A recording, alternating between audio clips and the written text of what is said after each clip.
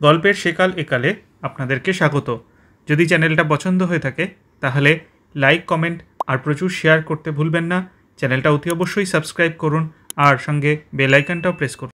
গল্পের সেকাল একালে আপনাদেরকে স্বাগত। আজকের নিবেদন বিভূতিভূষণ বন্দ্যোপাধ্যায়ের চাঁদের পাহাড়। আজ পঞ্চম পর্ব। মাঝরাতে শঙ্করের ঘুম ভেঙে গেল। কি একটা শব্দ হচ্ছে ঘন বনের মধ্যে, কি একটা কাণ্ড কোথায় ঘটছে বনে। অ্যালভারেজও বিছানায় উঠে বসেছে। দুজনেই কান খাড়া করে শুনলে। বড় অদ্ভুত ব্যাপার। কি হচ্ছে বাইরে? শঙ্কর তাড়াতাড়ি টর্চ জেলে বাইরে আসছিল। অ্যালভারেজ বারণ করলে, বললে, এসব অজানা জঙ্গলের রাত্রিবেলা ওরকম তাড়াতাড়ি বাড়ির বাইরে যেও না। তোমাকে অনেকবার সতর্ক করে দিয়েছি। বিনা বন্ধুকে বা যাচ্ছ কোথায়? তাঁবুর বাইরে রাত্রি ঘুটঘুটে অন্ধকার। দুজনেই টর্চ ফেলে দেখল বন্য জন্তুর দল গাছপালা ভেঙে ঊর্ধ্বশ্বাসে উন্মত্তের মতো দিকবিদিক জ্ঞানশূন্য হয়ে ছুটে পশ্চিমের সেই ভীষণ জঙ্গল থেকে বেরিয়ে পূব দিকের পাহাড়টার দিকে চলছে। হায়না, বেবুন, বুনো মহিষ, দুটো চিতাবাঘ তো ওদের গা ঘেঁষেই ছুটে পালালো। আরও আসছে, দলে দলে আসছে। ধাড়ি ও মাদি, কলবাস, বাদর দলে দলে ছানাপোনা নিয়ে ছুটেছে। সবাই যেন কোনো আকস্মিক বিপদের মুখ থেকে প্রাণের ভয়ে ছুটছে। আর সঙ্গে সঙ্গে দূরে কোথাও একটা অদ্ভুত শব্দ হচ্ছে। চাপা গম্ভীর মেঘ গর্জনের মতো শব্দটা, কিংবা দূরে কোথাও যেন হাজারটা জয়ঢাক একসঙ্গে বাজছে। ব্যাপার কি? দুজনেই দুজনের মুখের দিকে চাইলে। দুজনেই অবাক। অ্যালভারেজ বললে, শঙ্কর, আগুনটা ভালো করে জ্বালো, নয়তো বন্যজন্তুর দল আমাদের তাঁবু শুদ্ধ ভেঙে মারিয়ে চলে যাবে। জন্তুদের সংখ্যা ক্রমেই বেড়ে চলল যে। মাথার ওপরে পাখির দল বাসা ছেড়ে পালাচ্ছে। প্রকাণ্ড একটা স্প্রিংবক হরিণের দল ওদের 10 গজের মধ্যে এসে পড়ল। কিন্তু ওরা দুজন তখন এমন হতভম্ব হয়ে গিয়েছে ব্যাপার দেখে যে এত কাছে পেয়েও গুলি করতে ভুলে গেল। এমন ধরনের দৃশ্য ওরা জীবনে কখনো দেখেনি। শঙ্কর অ্যালভারেজকে কি একটা জিজ্ঞাসা করতে যাবে, তারপরেই প্রলয় ঘটল। অন্তত শঙ্করের তো তাই বলেই মনে হলো। সমস্ত পৃথিবীটা দুলে এমন কেঁপে উঠল যে ওরা দুজনেই টলে পড়ে গেল মাটিতে। সঙ্গে সঙ্গে হাজারটা বাজ যেন কাছেই কোথায় পড়ল। মাটি যেন চিরে ফেরে গেল, আকাশটাও যেন সেই সঙ্গে ফাটল। অ্যালভারেজ মাটি থেকে উঠবার চেষ্টা করতে করতে বলল, ভূমিকম্প। কিন্তু পরক্ষণেই তারা দেখে বিস্মিত হলো। রাত্রির অমন ঘুটঘুটে অন্ধকার হঠাৎ দূর হয়ে 50,000 বাতির এমন বিজলি আলো কোথায় জ্বলে উঠল। তারপর তাদের নজর পড়ল দূরের সেই পাহাড়ের চূড়াটার দিকে। সেখানে যেন একটা প্রকাণ্ড অগ্নিলীলা শুরু হয়েছে। রাঙা হয়ে উঠেছে সমস্ত দিগন্ত সেই প্রলয়ের আলোয়। আগুন রাঙা মেঘ ফুঁসিয়ে উঠেছে পাহাড়ের চূড়ো থেকে 2000-2500 ফুট পর্যন্ত উঁচুতে। সঙ্গে সঙ্গে কি বিশ্রী নিঃশ্বাস রোধকারী গন্ধকের উৎকট গন্ধ বাতাসে। অ্যালভারেজ সেদিকে চেয়ে ভয় বিস্ময়ে বলে উঠল, আগ্নেয়গিরি, সান্টা আনা গ্রাৎসিয়া ডা কার্ভোডা। কি অদ্ভুত ধরনের ভীষণ সুন্দর দৃশ্য। ওরা কেউ চোখ ফিরিয়ে নিতে পারল না খানিকক্ষণ। লক্ষটা তুবড়ি একসঙ্গে জ্বলছে, লক্ষটার রং মশালে একসঙ্গে আগুন দিয়েছে। শঙ্করের মনে হলো রাঙা আগুনের মেঘ মাঝে মাঝে নিচু হয়ে যায়। হঠাৎ যেমন আগুনে ধুনো পড়লে দপ করে জ্বলে ওঠে, অমনি দপ করে 1000 ফুট ঠেলে ওঠে, আর সেই সঙ্গে 1000টা বোমা ফাটার আওয়াজ। এদিকে পৃথিবী এমন কাঁপছে যে দাঁড়িয়ে থাকা যায় না, কেবল টলে টলে পড়তে হয়। শঙ্কর তো টলতে টলতে তাঁবুর মধ্যে ঢুকল। ঢুকে দেখে একটা ছোট কুকুরছানার মতো জীব তার বিছানায় গুটিসুটি হয়ে ভয়ে কাঁপছে। শঙ্করের টর্চের আলোয় সেটা থতমত খেয়ে আলোর দিকে চেয়ে রইল, আর তার চোখ দুটির মণির মতো জ্বলতে লাগলো। অ্যালভারেজ তাঁবুতে ঢুকে দেখে বলল, নেকড়ে বাঘের ছানা, রেখে দাও, আমাদের আশ্রয় নিয়েছে যখন প্রাণের ভয়। ওরা কেউ এর আগে প্রজ্বলন্ত আগ্নেয়গিরি দেখেনি। এ থেকে যে কী বিপদ আসতে পারে তা ওদের জানা নেই। কিন্তু অ্যালভারেজের কথা শেষ হতে না হতে হঠাৎ কি একটা প্রকাণ্ড ভারী জিনিসের পতনের শব্দে ওরা আবার তাঁবুর বাইরে গিয়ে যখন দেখল একখানা 15 সের ওজনের জ্বলন্ত কয়লার মতো রাঙা পাথর অদূরে একটা ঝোপের ওপর এসে পড়েছে। সঙ্গে সঙ্গে ঝোপটাও জ্বলে উঠেছে। তখন অ্যালভারেজ ব্যস্ত সমস্ত হয়ে বলল, পালাও পালাও শঙ্কর, তাঁবু ওঠাও শিগগির। ওরা তাঁবু ওঠাতে ওঠাতে আরও 2-5খানা আগুন রাঙা জ্বলন্ত ভারী পাথর এদিক ওদিক সশব্দে পড়ল। নিঃশ্বাস তো এদিকে বন্ধ হয়ে আসছে, এমনই ঘন গন্ধকের ধোঁয়া বাতাসে ছড়িয়েছে। দৌড় দৌড় দৌড়, 2 ঘন্টা ধরে ওরা জিনিসপত্র কতক টেনে হিচড়ে কতক বয়ে নিয়ে পূব দিকের সেই পাহাড়ের নিচে গিয়ে পৌঁছালো। সেখানে পর্যন্ত গন্ধকের গন্ধ বাতাসে। আধ ঘন্টা পরেও সেখানেও পাথর পড়তে শুরু করলো। ওরা পাহাড়ের ওপর উঠল, সেই ভীষণ জঙ্গল আর রাত্রির অন্ধকার ঠেলে। ভোর যখন হলো তখন 2500 ফুট উঠে পাহাড়ের ঢালুতে বড় একটা গাছের তলায় দুজনেই হাঁপাতে হাঁপাতে বসে পড়ল। সূর্য উঠবার সঙ্গে সঙ্গে অগ্নুৎপাতের সে ভীষণ সৌন্দর্য অনেকখানি কমে গেল, কিন্তু শব্দও পাথর পড়া যেন বাড়ল। এবার শুধু পাথর নয়, তার সঙ্গে খুব মিহি ধূসর বর্ণের ছাই আকাশ থেকে পড়ছে। গাছপালা লতা পাতার ওপর দেখতে দেখতে পাতলা এক পুরু ছাই জমে গেল। সারাদিন সমানভাবে অগ্নিলীলা চলল। আবার রাত্রি এলো। নিচের উপত্যকা ভূমির অত বড় হেমলক গাছের জঙ্গল দাবানলে ও প্রস্তর বর্ষণে সম্পূর্ণ নষ্ট হয়ে গেল। রাত্রিতে আবার সেই ভীষণ সৌন্দর্য। কতদূর পর্যন্ত বন ও আকাশ, কত দূরের দিগন্ত লাল হয়ে উঠেছে পর্বতের অগ্নিকটাহের আগুনে। তখন পাথর পড়াটা একটু কেবল কমেছে, কিন্তু সেই রাঙা আগুন ভরা বাষ্পের মেঘ তখনও সেই রকমই দীপ্ত হয়ে রয়েছে। রাত দুপুরের পরে একটা বিরাট বিস্ফোরণের শব্দে ওদের তন্দ্রা ছুটে গেল। ওরা সভয়ে চেয়ে দেখল জ্বলন্ত পাহাড়ের চূড়ার মুন্ডটা উড়ে গিয়েছে। নিচের উপত্যকাতে ছাই, আগুন ও জ্বলন্ত পাথর ছড়িয়ে পড়ে অবশিষ্ট জঙ্গলটাকেও ঢেকে দিল। আলভারেজ পাথরের ঘায়ে আহত হলো। ওদের তাঁবুর কাপড়ে আগুন ধরে গেল। পিছনের একটা উঁচু গাছের ডাল ভেঙে পড়ল পাথরের চোট খেয়ে। শঙ্কর ভাবছিল এই জনহীন অরণ্য জঙ্গলে এত বড় একটা প্রাকৃতিক বিপর্যয় যে ঘটে গেল তা কেউ দেখতেও পেল না যদি তারা না থাকতো। সভ্য জগৎ জানেও না আফ্রিকার গহন অরণ্যের এই আগ্নেয়গিরির অস্তিত্ব। কেউ বললেও বিশ্বাস করবে না হয়তো। সকালে বেশ স্পষ্ট দেখা গেল মোমবাতি হাওয়ার মুখে জ্বলে গিয়ে যেমন মাথার দিকে অসমান খাজের সৃষ্টি করে, পাহাড়ের চূড়াটার ঠিক তেমনই চেহারা হয়েছে। কুলফি বরফটাতে ঠিক যেন কে একটা কামড় বসিয়েছে। অ্যালভারেজ ম্যাপ দেখে বলল, এটা আগ্নেয়গিরি বলে ম্যাপে দেওয়া নেই, সম্ভবত বহু বছর পরে এই প্রথম এর অগ্নুৎপাত, কিন্তু যে নাম ম্যাপে দেওয়া আছে তা খুব অর্থপূর্ণ। শঙ্কর বলল, কি নাম? অ্যালভারেজ বললে, লেখা আছে ওল্ডোনিও লেঙ্গাই। প্রাচীন জুলু ভাষায় মানে হলো অগ্নিদেবের শয্যা। নামটা দেখে মনে হয় এই অঞ্চলের প্রাচীন লোকদের কাছে এই পাহাড়ের আগ্নেয় প্রকৃতি অজ্ঞাত ছিল না। বোধহয় তার পর 200 বছর কিংবা বেশিকাল এটা চুপচাপ ছিল। ভারতবর্ষের ছেলে শঙ্করের 2 হাত আপনা আপনি প্রণামের ভঙ্গিতে ললাট স্পর্শ করলে। প্রণাম হে রুদ্রদেব, প্রণাম। আপনার তাণ্ডব দেখার সুযোগ দিয়েছেন, এজন্য প্রণাম গ্রহণ করুন হে দেবতা। আপনার এই রূপের কাছে শত হিরক্ষণই তুচ্ছ হয়ে যায়। আমার সমস্ত কষ্ট সার্থক হলো। আগ্নেয় পর্বতের অত কাছে বাস করা অ্যালভারেজ উচিত বিবেচনা করল না।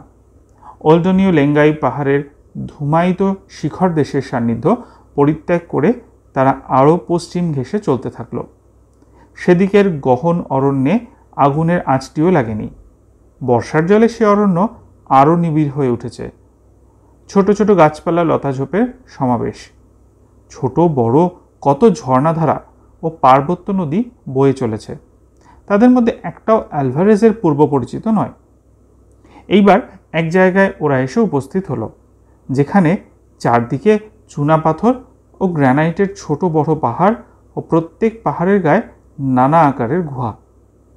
স্থানটার প্রাকৃতিক দৃশ্য রেক্টার্সভেল্ডের সাধারণ দৃশ্য থেকে একটু অন্যরকম।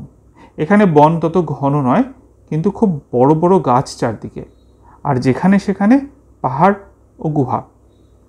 একটা উঁচু ঢিবির মতো গ্রানাইটের পাহাড়ের ওপর ওরা তাঁবু ফেলল। এখানে এসে পর্যন্ত শঙ্করের মনে হয়েছে জায়গাটা ভালো নয়, কি একটা অস্বস্তি।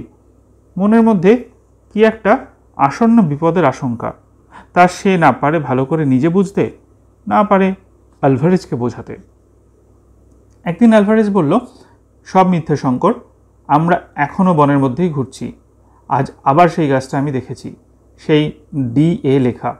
অথচ তোমার মনে আছে আমরা যতদূর সম্ভব পশ্চিম দিকে ঘেঁষে চলেছি আজ 15 দিন। কি করে আমরা আবার সেই গাছের কাছে আসতে পারি? শঙ্কর বললে, তবে কি উপায় এখন? উপায় আছে, আজ রাত্রে একটা বড় গাছের মাথায় উঠে নক্ষত্র দেখে দিক নির্ণয় করতে হবে। তুমি তাঁবুতেই থেকো।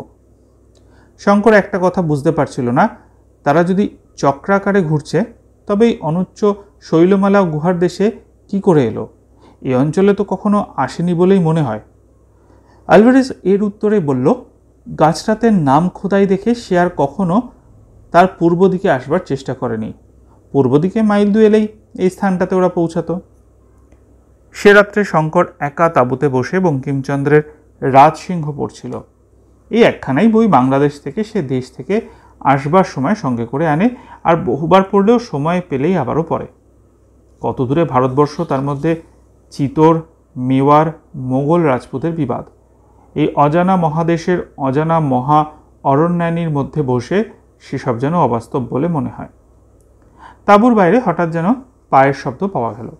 শঙ্কর প্রথমটা ভাবলে আলভারেজ গাছ থেকে নেমে ফিরে আসছে বোধহয়, কিন্তু পরক্ষণেই তার মনে হলো এই মানুষের স্বাভাবিক পায়ের শব্দ নয়। কেউ 2 পায়ে থলে জড়িয়ে খুঁড়িয়ে খুঁড়িয়ে মাটিতে পা ঘষে ঘষে টেনে টেনে চললে যেন একটা শব্দ হয়।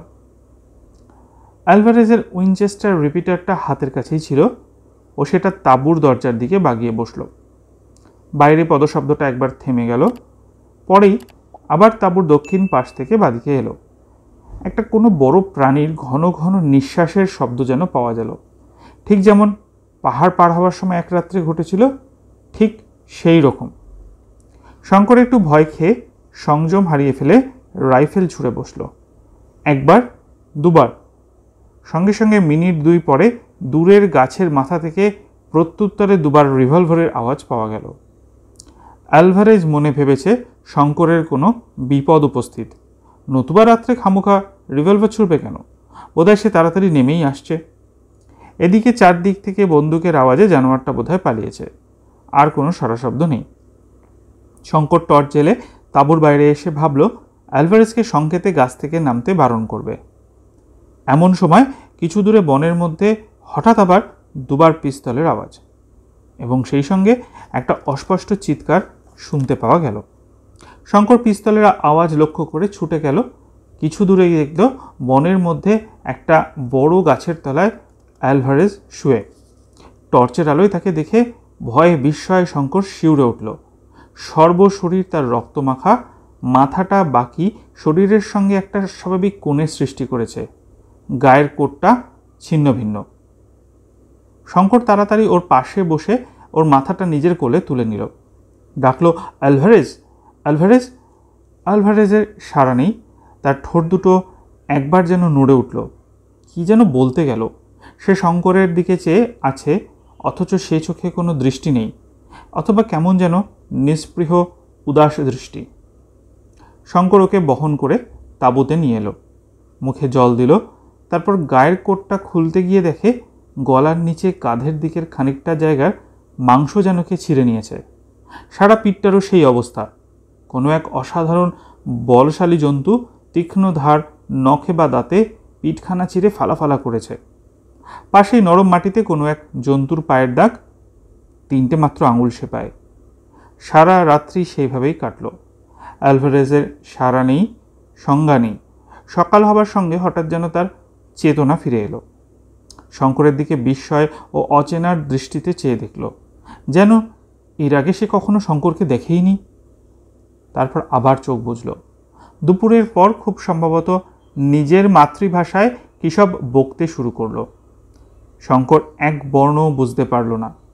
বিকেলের দিকে হঠাৎ শঙ্করের দিকে চাইল, চাইবার সঙ্গে সঙ্গে শঙ্করের মনে হলো সে ওকে চিনতে পেরেছে। এবার ইংরেজিতে বলল, শঙ্কর, এখনও বসে আছো? তাঁবু ওঠাও, চলো যাই। তারপর অপ্রকৃতস্থের মতো নির্দেশহীন ভঙ্গিতে হাত তুলে বলল, রাজার ঐশ্বর্য লুকানো রয়েছে ওই পাহাড়ের গুহার মধ্যে। তুমি দেখতে পাচ্ছ না? আমি দেখতে পাচ্ছি। চলো আমরা যাই, তাবু ওঠাও, দেরি করো না। এই অ্যালভারেজের শেষ কথা। তারপর কতক্ষণ শঙ্কর স্তব্ধ হয়ে বসে রইল। সন্ধ্যা হলো, একটু একটু করে সমগ্র বনানী ঘন অন্ধকারে ডুবে গেল। শঙ্করের তখন চমক ভাঙল। সে তাড়াতাড়ি উঠে আগে আগুন জ্বালালো, তারপর দুটো রাইফেলে টোটা ভরে তাঁবুর দোরের দিকে বন্দুকের নল বাগিয়ে অ্যালভারেজের মৃতদেহের পাশে একখানা শতরঞ্চির ওপর বসে থাকলো। তারপর সে রাত্রে আবার নামলো তেমনই ভীষণ বর্ষা। তাঁবুর কাপড় ফুঁড়ে জল পড়ে জিনিসপত্র ভিজে গেল। শঙ্কর তখন কিন্তু এমন হয়ে গিয়েছে যে তার কোনো দিকে দৃষ্টি নেই। এই কমাসে সে অ্যালভারেজকে সত্যিই ভালোবেসেছিল। তার নির্ভীকতা, তার সংকল্পে অটলতা, তার পরিশ্রম করবার অসাধারণ শক্তি, তার বীরত্ব শঙ্করকে মুগ্ধ করেছিল। সে অ্যালভারেজকে নিজের পিতার মতো ভালোবাসত। অ্যালভারেজ তাকে তেমনই স্নেহের চোখে দেখত। কিন্তু এসবের চেয়েও শঙ্করের বেশি মনে হচ্ছে যে অ্যালভারেজ শেষকালে মারা গেল সেই অজ্ঞাত জানোয়ারটারই হাতে, ঠিক জিম কার্টারেরই মতো। রাত্রি গভীর হওয়ার সঙ্গে সঙ্গে ক্রমে তার মন ভয় আকুল হয়ে উঠল। সম্মুখে ভীষণ অজানা মৃত্যুদূত, ঘোর রহস্যময় তার অস্তিত্ব। কখন সে আসবে, কখন বা যাবে, কেউ তার সন্ধান দিতে পারবে না। ঘুমে ঢুলে না পড়ে শঙ্কর মনের বলে জেগে বসে রইল সারা রাত। উফ, কি সে ভীষণ রাত্রি! যতদিন বেঁচে থাকবে ততদিন এই রাত্রির কথা সে ভুলবে না। গাছে গাছে ডালে ডালে হাজার ধারায় বৃষ্টির পতনের শব্দ ও একটানা ঝড়ের শব্দ অরণ্যানীর অন্য সকল নৈশ শব্দকে আজ ডুবিয়ে দিয়েছে। পাহাড়ের ওপর বড় গাছ মরমর করে ভেঙে পড়ছে। এই ভয়ঙ্কর রাত্রিতে সে একা এই ভীষণ অরণ্যানীর মধ্যে। কালো গাছের গুড়িগুলো যেন প্রেতের মতো দেখাচ্ছে। অত ঝড় বৃষ্টিতেও জোনাকির ঝাঁক জ্বলছে। সম্মুখে বন্ধুর মৃতদেহ। ভয় পেলে চলবে না, সাহস তো আনতেই হবে মনে, নতুবা সে ভয়েই মারা যাবে। সাহস আনবার প্রাণপণ চেষ্টায় সে রাইফেল দুটির দিকে মনোযোগ নিবদ্ধ করল। একটা উইনচেস্টার, অপরটি ম্যানক্লিকার। দুটোরই ম্যাগাজিনে টোটা ভর্তি। এমন কোনো শরীরধারী জীব নেই যে এই দুই শক্তিশালী অতি ভয়ানক মারণাস্ত্রকে উপেক্ষা করে। আজ রাত্রে অক্ষত দেহে তাঁবুতে ঢুকতে পারে। ভয় ও বিপদ মানুষকে সাহসী করে। শঙ্কর সারা রাত সজাগ পাহারা দিল। পরদিন সকালে অ্যালভারেজের মৃতদেহ সে একটা বড় গাছের তলায় সমাধিস্থ করল এবং দুখানা গাছের ডাল ক্রুশের আকারে শক্ত লতা দিয়ে বেঁধে সমাধির ওপর পুঁতে দিল। অ্যালভারেজের কাগজপত্রের মধ্যে অপরটক খনির বিদ্যালয়ের একটা ডিপ্লোমা ছিল ওর নামে। তাদের শেষ পরীক্ষায় অ্যালভারেজ সসম্মানে উত্তীর্ণ হয়েছে। ওর কথায় বার্তায় অনেক সময় শঙ্করের সন্দেহ হতো যে সে নিতান্ত মূর্খ, ভাগ্যান্বেষী ভবঘুরে নয়। লোকালয় থেকে বহু দূরে এই জনহীন গহন অরণ্যে ক্লান্ত অ্যালভারেজের রত্নানুসন্ধান শেষ হলো। তার মতো মানুষ রত্নের কাঙাল নয়। বিপদের নেশায় পথে পথে ঘুরে বেড়ানোই তাদের জীবনের পরম আনন্দ। কুবেরের ভাণ্ডারও তাকে এক জায়গায় চিরকাল আটকে রাখতে পারত না। দুঃসাহসিক ভবঘুরের উপযুক্ত সমাধিই বটে। অরণ্যের বনস্পতি দল ছায়া দেবে সমাধির ওপর। সিংহ, গরিলা, হায়না সজাগ রাত্রি যাপন করবে, আর সবার উপরে সবাইকে ছাপিয়ে বিশাল রিক্টার্সভেল পর্বতমালা অদূরে দাঁড়িয়ে মেঘলোকে মাথা তুলে খাড়া পাহারা দেখবে চিরযুগ। সেদিন সে রাত্রি কেটে গেল। শঙ্কর এখন দুঃসাহসে মরিয়া হয়ে উঠেছে। যদি তাকে প্রাণ নিয়ে এই ভীষণ অরণ্য থেকে উদ্ধার পেতে হয় তবে তাকে ভয় পেলে চলবে না। দুদিন সে কোথাও না গিয়ে তাঁবুতে বসে মন স্থির করে ভাববার চেষ্টা করলো সে এখন কি করবে। হঠাৎ তার মনে হলো অ্যালভারেজের সেই কথাটা, সলসবেরি, এখান থেকে পূর্ব দক্ষিণ কোণে আন্দাজ 600 মাইল। সলসবেরি, দক্ষিণ রোডেশিয়ার রাজধানী সলসবেরি। যে করে হোক পৌঁছতেই হবে তাকে সলসবেরিতে। সে এখনও অনেক দিন বাঁচবে, তার জন্মগোষ্ঠীতে লেখা আছে। এই জায়গায় সে বেঘুরে মরবে না। শঙ্কর ম্যাপগুলো খুব ভালো করে দেখলে। পর্তুগিজ গভর্নমেন্টের ফরেস্ট সার্ভের ম্যাপ, 1873 সালের রয়্যাল মেরিন সার্ভের তৈরি উপকূলের ম্যাপ, ভ্রমণকারী স্যার ফিলিপো ডি ফিলিপের ম্যাপ, এবাদে আলভারেজের হাতে আঁকা ও জিম কার্টারের সইযুক্ত একখানে জীর্ণ বিবর্ণ খসড়া নকশা। আলভারেজ বেঁচে থাকতে এইসব ম্যাপ ভালো করে বুঝতে একবারও সে চেষ্টা করেনি। এখন এই ম্যাপ বোঝার ওপর তার জীবন মরণ নির্ভর করছে। সলসবেরির সোজা রাস্তা বার করতে হবে, এই স্থান থেকে তার অবস্থিতি বিন্দুর দিক নির্ণয় করতে হবে, রেক্টার্সভেল অরণ্যের এই গোলকধাতা থেকে তাকে উদ্ধার পেতে হবে, সবই এই ম্যাপগুলির সাহায্যে। অনেক দেখবার পর শঙ্কর বুঝতে পারল এই অরণ্য ও পর্বতমালার সম্বন্ধে কোনো ম্যাপেই বিশেষ কিছুই দেওয়া নেই, এক আলভারেজের ও জিম কার্টারের খসড়া ম্যাপখানা ছাড়া। তাও সেগুলি এত সংক্ষিপ্ত এবং তাতে এত সাংকেতিক ও গুপ্তচিহ্ন ব্যবহার করা হয়েছে যে শঙ্করের পক্ষে তা প্রায় দুর্বোধ্য। কারণ এদের সবসময় ভয় ছিল যে ম্যাপ অপরের হাতে পড়লে পাছে আর কেউ এসে ওদের ধনে ভগ বসায়। চতুর্থ দিন শঙ্কর সে স্থান ত্যাগ করে আন্দাজ মতো পূব দিকে রওনা হলো। যাওয়ার আগে কিছু বনফুলের মালা গেথে আলভারেজের সমাধির ওপর অর্পণ করলে। বুশক্রাফট বলে একটা জিনিস আছে। সুবিস্তীর্ণ বিজন গহন অরণ্যানীর মধ্যে ভ্রমণ করবার সময় এ বিদ্যা জানা না থাকলে বিপদ অবশ্যম্ভাবী। আলভারেজের সঙ্গে এতদিন ঘোরাঘুরি করার ফলে শঙ্কর কিছু কিছু বুশক্রাফট শিখে নিয়েছিল। তবুও তার মনে সন্দেহ হলো যে এই বন একা পাড়ি দেওয়ার যোগ্যতা সে কি অর্জন করেছে। শুধু ভাগ্যের ওপর নির্ভর করে তাকে চলতে হবে। ভাগ্য ভালো থাকলে বন পার হতে পারবে, ভাগ্য প্রসন্ন না হলে মৃত্যু। দুটো তিনটে ছোট পাহাড় সে পার হয়ে চলল। বন কখনো গভীর, কখনো পাতলা, কিন্তু প্রকাণ্ড প্রকাণ্ড বনস্পতির আর শেষ নেই। শঙ্করের জানা ছিল না যে দীর্ঘ এলিফ্যান্ট ঘাসের জঙ্গল এলে বুঝতে হবে যে বনের প্রান্তসীমায় পৌঁছানো গিয়েছে।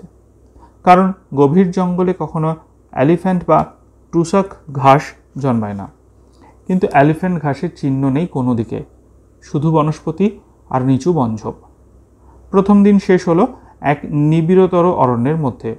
শঙ্কর জিনিসপত্র প্রায় সবই ফেলে দিয়ে এসেছিল, কেবল অ্যালভারেজের ম্যানলিকার রাইফেলটা, অনেকগুলোই টোটা, জলের বোতল, টর্চ, ম্যাপগুলো, কম্পাস, ঘড়ি, একখানা কম্বল আর সামান্য কিছু ওষুধ নিয়েছিল। আর নিয়েছিল একটা দড়ির দোলনা।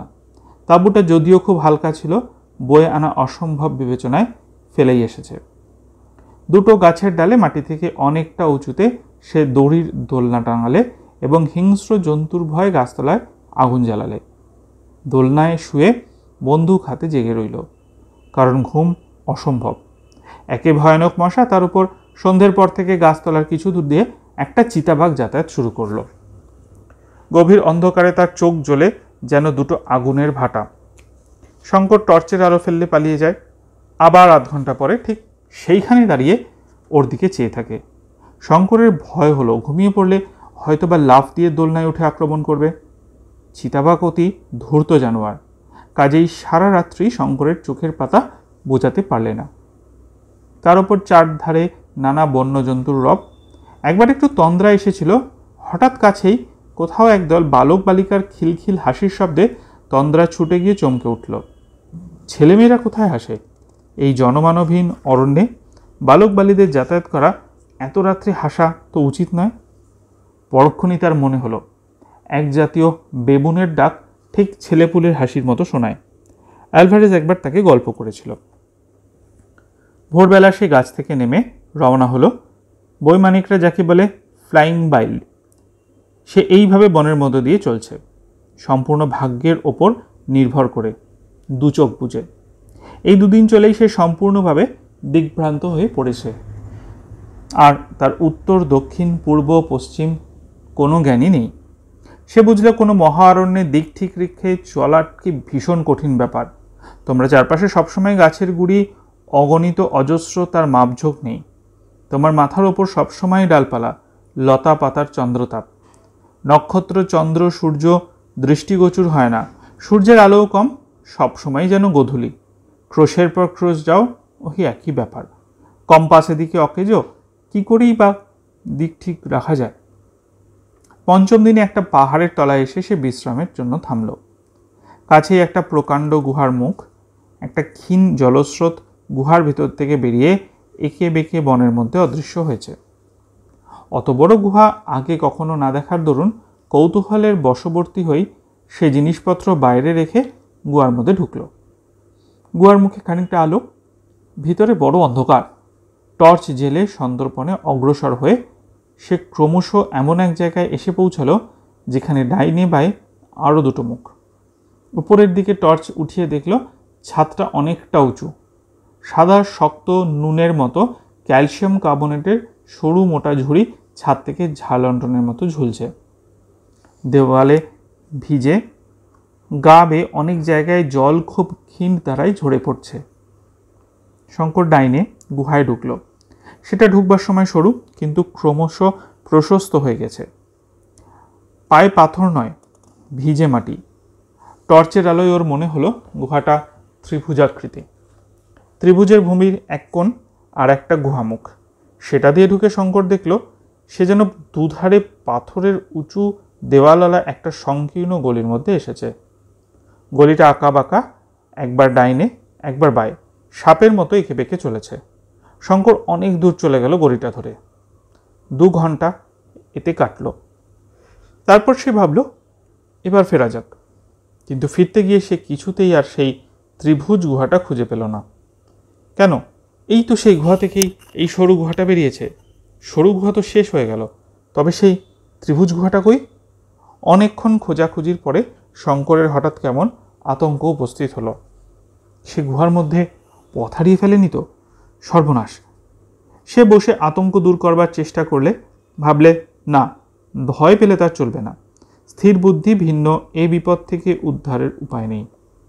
মনে পড়ল অ্যালভারেজ তাকে বলে দিয়েছিল অপরিচিত স্থানে বেশি দূর অগ্রসর হবার সময় পথের পাশে সে যেন কোনো চিহ্ন রেখে যায়, আবার যেন সেই চিহ্ন ধরে ফিরতে পারে। এই উপদেশ সে ভুলে গেছিল। এখন উপায়? টর্চের আলো জ্বালতে আর তার ভরসা হচ্ছে না। যদি ব্যাটারি ফুরিয়ে যায় তবে নিরুপায়। গুহার মধ্যে অন্ধকার সূচিভেদ্য। সেই অন্ধকারে এক পা অগ্রসর হওয়া অসম্ভব। পথ খুঁজে বার করা তো দূরের কথা। সারাদিন কেটে গেল, ঘড়িতে সন্ধ্যা 7টা। এদিকে টর্চের আলো রাঙা হয়ে আসছে ক্রমশ। ভীষণ গুমোট গরম গুহার মধ্যে। তাছাড়া পানীয় জল নেই। পাথরের দেওয়াল বেয়ে যে জল চুয়ে পড়ছে আস্বাদ কষা, খাড় ঈষৎ লোনা। তার পরিমাণও বেশি না, জিভ দিয়ে চেটে খেতে হয় দেয়ালের গা থেকে। বাইরের অন্ধকার হয়েছে নিশ্চয়ই। 7:30 বাজল। 8টা, 9টা, 10টা। তখনও শঙ্কর পথ হাতড়াচ্ছে। টর্চের পুরনো ব্যাটারি জ্বলছে সমানে বেলা 3টে থেকে। এইবার তা এত ক্ষীণ হয়ে এসেছে যে শঙ্কর ভয় আরও উন্মাদের মতো হয়ে উঠল। এই আলো যতক্ষণ, তার প্রাণের ভরসাও ততক্ষণ। নতুবা এই নরকের মতো মহা অন্ধকারে পথ খুঁজে পাবার কোনো আশা নেই। স্বয়ং আলভারেজও পারত না। টর্চ নিভিয়ে চুপ করে একখানা পাথরের ওপর বসে রইল। এ থেকে উদ্ধার পাওয়া যেতে পারত যদি আলো থাকতো, কিন্তু এই অন্ধকারে সে এখন কি করে? একবার ভাবলো রাত্রিটা কাটুক না, দেখা যাবে এখন। পরক্ষণেই মনে হলো তাতে কি আর এমন সুবিধে হবে? এখানে তো দিন রাত্রি সবই সমান। অন্ধকারেই সে দেওয়াল ধরে ধরে চলতে লাগলো। হায় হায়, কেন গুহায় ঢুকবার সময় দুটো নতুন ব্যাটারি সঙ্গে নেয়নি? অন্তত একটা দেশলাই। ঘড়ি হিসেবে সকাল হলো। গুহার চির অন্ধকারে কিন্তু আলো জ্বলল না। ক্ষুধা তৃষ্ণায় শঙ্কর অবসন্ন হয়ে পড়ল। বোধহয় এই গুহার অন্ধকারে ওর সমাধি অদৃষ্টে লেখা আছে। দিনের আলো আর তাকে দেখতে হবে না। অ্যালভারেজের বলি গ্রহণ করে আফ্রিকার রক্ততৃষ্ণা মেটেনি, তাকেও চাই। 3 দিন 3 রাত্রি কেটে গেল। শঙ্কর জুতোর শুকতলা চিবিয়ে খেয়েছে। একটা আরশোলা কি ইঁদুর কি কাঁকড়া বিছে। গুহার মধ্যে কোনো জীব নেই, সে যে ধরে খায়। মাথা ক্রমশ অপ্রকৃতিস্থ হয়ে আসছে। জ্ঞান নেই সে কি করছে বা তার কি ঘটবে। কেবল এইটুকু মাত্র জ্ঞান রয়েছে যে তাকে এ গুহা থেকে যে করে হোক বেরোতেই হবে, দিনের আলোর মুখ দেখতেই হবে। তাই সে অবসন্ন নির্জীব দেহ অন্ধকারে হাতড়ে হাতড়ে বেরোচ্ছে। হয়তো মরণের পূর্ব মুহূর্ত পর্যন্ত এইরকমই হাতড়াবে। একবার সে অবসন্ন হয়ে ঘুমিয়ে পড়ল। কতক্ষণ পরে সে জেগে উঠল তা সে জানে না। দিন রাত্রি ঘণ্টা ঘড়ি দণ্ড পল মুছে গেছে ঘোর অন্ধকারে। হয়তোবা তার চোখ দৃষ্টিহীন হয়ে পড়েছে, কে জানে। ঘুমাবার পরে সে যেন একটু বল পেল, আবার উঠল, আবার চলল।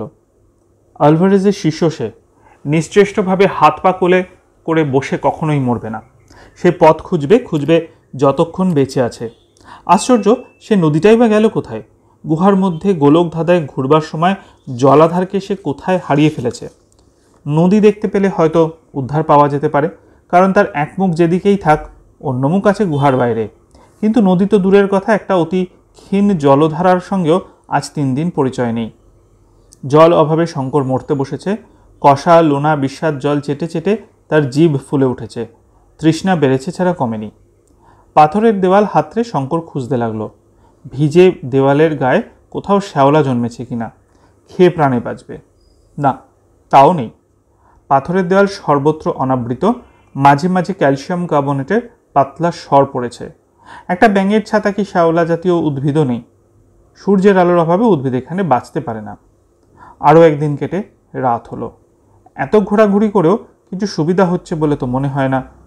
ওর মনে হতাশা ঘনিয়ে এসেছে। সে কি আরও চলবে? কতক্ষণ চলবে? এতে কোনো ফল নেই, এই চলার শেষ নেই। কোথায় সে চলেছে এই গাঢ় নিকষ কালো অন্ধকারে, এই ভয়ানক নিস্তব্ধতার মধ্যে? উফ, কি ভয়ানক অন্ধকার, আর কি ভয়ানক নিস্তব্ধতা। পৃথিবী যেন মরে গিয়েছে। সৃষ্টি শেষের প্রলয়ে সোম সূর্য নিভে গিয়েছে। সেই মৃত পৃথিবীর জনহীন শব্দহীন সময়হীন শ্মশানে সেই একমাত্র প্রাণী বেঁচে আছে। আর বেশিক্ষণ এরকম থাকলে সে ঠিক পাগল হয়ে যাবে। শঙ্কর একটু ঘুমিয়ে পড়েছিল বোধহয়, কিংবা হয়তো অজ্ঞান হয়েই পড়ে থাকবে। মোটের ওপর যখন আবার জ্ঞান ফিরে এলো তখন ঘড়িতে 12টা, সম্ভবত রাত 12টাই হবে। উঠে আবার পথ চলতে শুরু করলো। এক জায়গায় তার সামনে একটা পাথরের দেওয়াল পড়ল, তার রাস্তা যেন আটকে রেখেছে। টর্চের রাঙা আলো একটিমাত্র বার জ্বালিয়ে সে দেখল যে দেওয়াল ধরে সে এতক্ষণ যাচ্ছিল তারই সাথে সমকোণে এই দেওয়ালটা আড়াআড়িভাবে তার পথ রোধ করে দাঁড়িয়ে। হঠাৎ সে কান খাড়া করল। অন্ধকারের মধ্যে কোথাও যেন একটা ক্ষীণ জলের শব্দ পাওয়া যাচ্ছে না? হ্যাঁ, ঠিক জলের শব্দই তো বটে। কুলুকুলু ঝর্ণাধারার শব্দ, যেন পাথরের নুড়ির ওপর দিয়ে মাঝে মাঝে বেঁধে জল বইছে কোথাও। ভালো করে শুনে মনে হলো জলের শব্দটা হচ্ছে পাথরের দেওয়ালের ওপারে। দেওয়ালে কান পেতে শুনে ওর ধারণা আরও বদ্ধমূল হলো। দেওয়াল ফুলে যাওয়ার উপযুক্ত ফাঁক আছে কিনা টর্চের রাঙা আলোয় অনুসন্ধান করতে করতে এক জায়গায় খুব নিচু ও সংকীর্ণ প্রাকৃতিক রন্ধ্র দেখতে পেল। সেখান দিয়ে হামাগুড়ি দিয়ে অনেকটা গিয়ে হাতে জল ঠেলল। সন্তর্পণে উপরের দিকে হাত দিয়ে বুঝল সেখানটাতে দাঁড়ানো যেতে পারে। দাঁড়িয়ে উঠে ঘন অন্ধকারের মধ্যে কয়েক পা যেতেই স্রোতযুক্ত বরফের মতো ঠান্ডা জলে পায়ের পাতা ডুবে গেল। ঘন অন্ধকারের মধ্যে নিচু হয়ে প্রাণ ভরে ঠান্ডা জল পালন করে দিল। তারপর টর্চের ক্ষীণ আলোয় জলের স্রোতের গতি লক্ষ্য করলে। এ ধরনের নির্ঝরে স্রোতের উজানের দিকে গুহার মুখ সাধারণত হয় না। টর্চ নিভিয়ে সেই মহা নিবিড় অন্ধকারে পায়ে পায়ে জলের ধারা অনুভব করতে করতে অনেকক্ষণ ধরে চলল। নির্ঝর চলেছে একে বেঁকে, কখনো ডাইনে কখনো বায়ে। এক জায়গায় সেটা 3-4টে ছোট বড় ধারায় বিভক্ত হয়ে গিয়ে এদিকে ওদিকে চলে গিয়েছে ওর মনে হলো। সেখানে এসে সে দিশেহারা হয়ে পড়ল।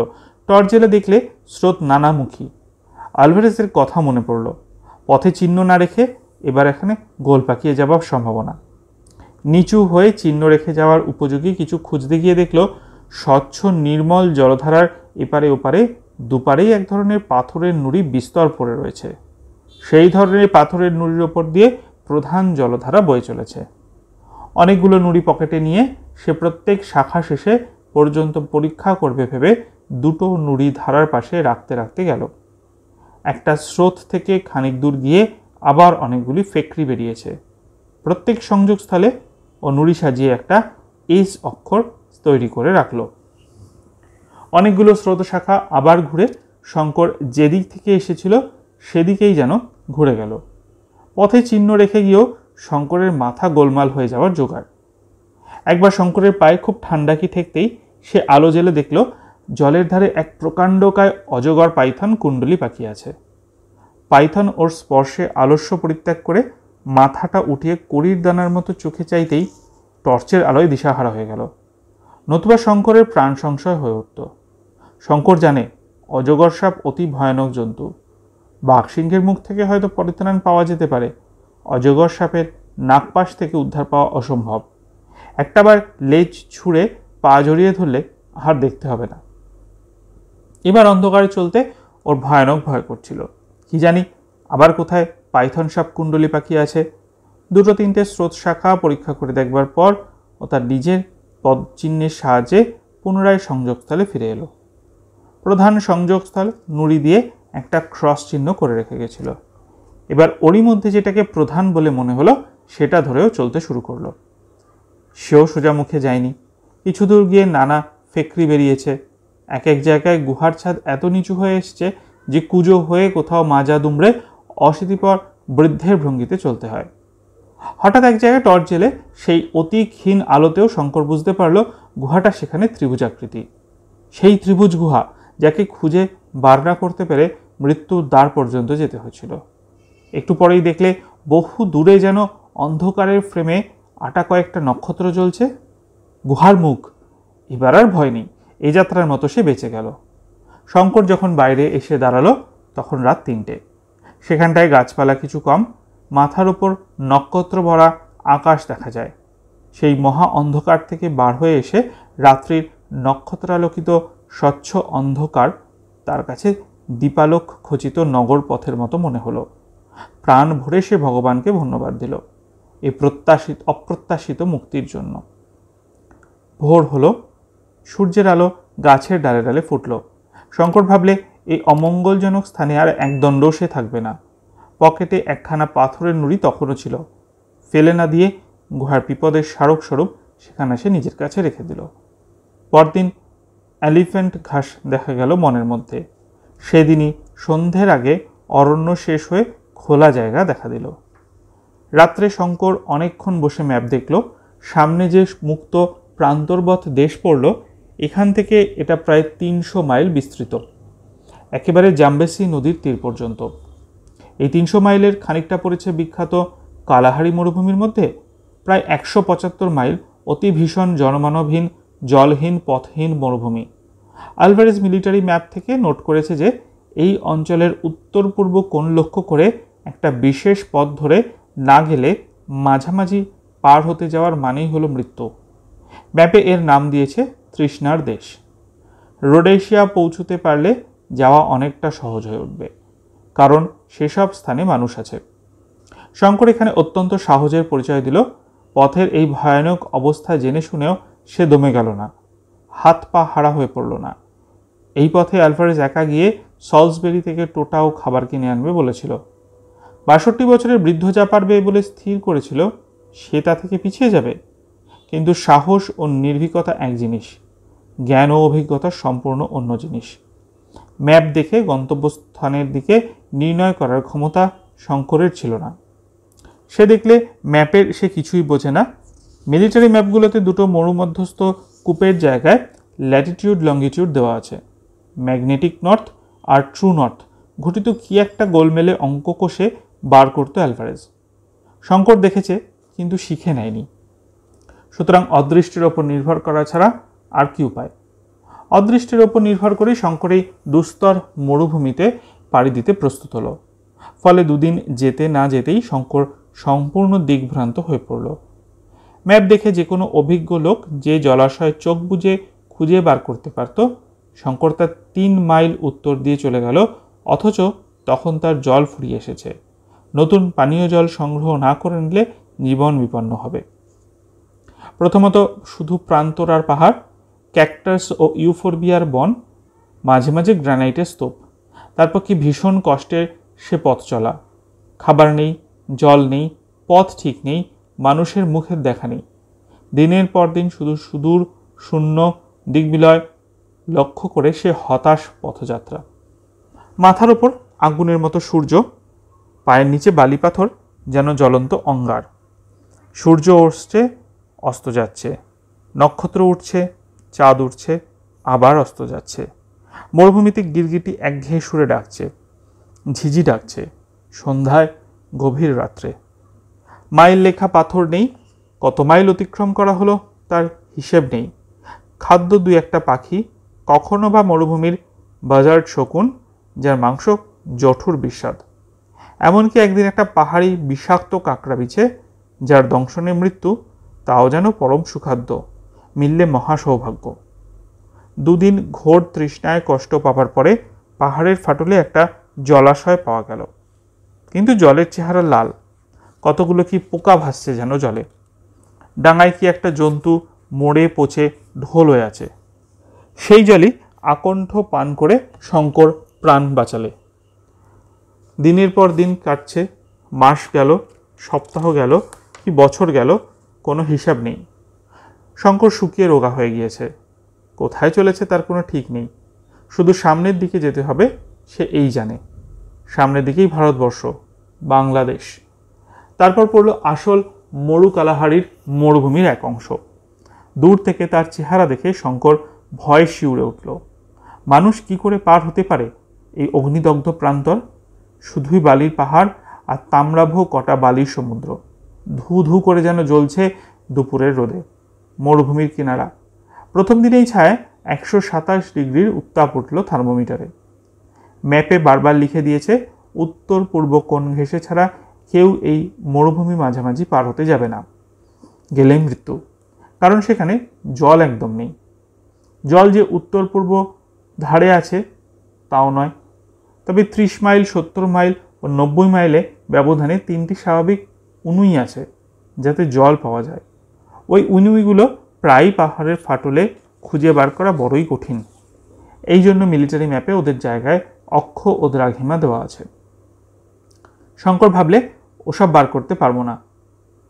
সেক্সট্যান্ট আছে, নক্ষত্রের চার্ট আছে, কিন্তু তাদের ব্যবহার সে জানে না। যা হয় হবে, ভগবানই ভরসা। তবে যতদূর সম্ভব উত্তর পূর্ব কোণ ঘেঁষে যাবার সে চেষ্টা করবে। তৃতীয় দিনে নিতান্ত দৈব বলে সে একটা উনুই দেখতে পেল। জল কাদাগুলা, আগুনের মতো গরম, কিন্তু তাই তখন অমৃতের মতো দুর্লভ। মরুভূমি ক্রমে ঘোরতর হয়ে উঠল। কোনো প্রকার জীবের বা উদ্ভিদের চিহ্ন ক্রমশ লুপ্ত হয়ে যাচ্ছে। আগে রাত্রে আলো জ্বাললে দু একটা কীট পতঙ্গ আকৃষ্ট হয়ে আসত, ক্রমে তাও আর আসে না। দিনে উত্তাপ যেমন ভীষণ, রাত্রি তেমন শীত। শেষ রাত্রে শীতে হাত পা জমে যায় এমন অবস্থা। অথচ ক্রমশ আগুন জ্বালবার উপায় গেল, কারণ জ্বালানি কাঠার একেবারেই নেই। কয়েকদিনের মধ্যে সঞ্চিত জলও গেল ফুরিয়ে। সেই সুবিস্তীর্ণ বালুকা সমুদ্রে একটি পরিচিত বালুকণা খুঁজে বার করা যতদূর অসম্ভব, তার চেয়েও অসম্ভব ক্ষুদ্র হাত 2 পরিধির এক জলের উনুই বার করা। সেদিন সন্ধ্যার সময় তৃষ্ণার কষ্টে শঙ্কর উন্মত্ত প্রায় হয়ে উঠল। এতক্ষণে শঙ্কর বুঝেছে এ ভীষণ মরুভূমি, একা পার হওয়ার চেষ্টা করা আত্মহত্যার সামিল। সে এমন জায়গায় এসে পড়েছে যেখান থেকে ফিরবার উপায়ও নেই। একটা বড় বালিয়ারি উপর উঠে সে দেখল চারধারে শুধুই কটা বালির পাহাড়। পূবদিকে ক্রমশ উঁচু হয়ে গিয়েছে। পশ্চিমে সূর্য ডুবে গেলেও তার সারা আকাশ সূর্যাস্তের আভায় লাল। কিছু দূরে একটা ছোট ঢিবির মতো পাহাড়, দূর থেকে মনে হলো একটা গুহাও আছে। এ ধরনের গ্রানাইটের ছোট ঢিবি এদেশে সর্বত্র। ট্রান্সভাল ও রোডেশিয়া এদের নাম কবজে, অর্থাৎ ক্ষুদ্র পাহাড়। রাত্রে শীতের হাত থেকে উদ্ধার পাওয়ার জন্য শঙ্কর সেই গুহায় আশ্রয় নিল। এইখানে এক ব্যাপার ঘটল। গল্পের সেকাল একালে আপনাদেরকে স্বাগত। যদি চ্যানেলটা পছন্দ হয়ে থাকে তাহলে লাইক, কমেন্ট আর প্রচুর শেয়ার করতে ভুলবেন না। চ্যানেলটা অতি অবশ্যই সাবস্ক্রাইব করুন আর সঙ্গে বেল আইকনটাও প্রেস করুন। আশা করি গল্পটা আজকে আপনাদের ভালো লাগলো। যদি ভালো লেগে থাকে তাহলে লাইক, কমেন্ট, শেয়ার করতে ভুলবেন না। আর অতি অবশ্যই চ্যানেলটা সাবস্ক্রাইব করে পাশে থাকা বেল বাটন আর অল নোটিফিকেশনটা অন করে রাখুন। যদি আপনাদের কোনো পছন্দের গল্প থাকে সেটাও রিকোয়েস্ট করতে পারেন। আজকে তাহলে এই পর্যন্তই। আবার দেখা হবে নতুন কোনো গল্প নিয়ে। সবাই ভালো থাকবেন, সুস্থ থাকবেন। নমস্কার।